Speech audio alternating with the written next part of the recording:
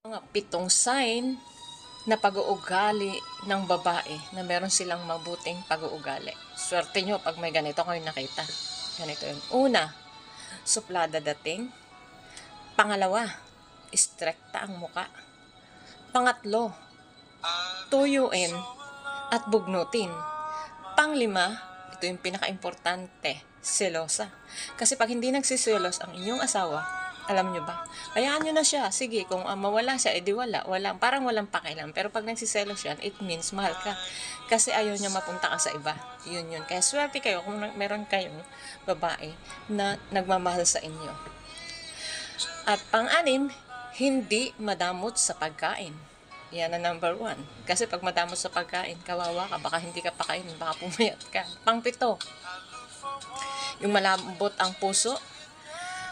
At meron, yung pag nakakita siya ng tao na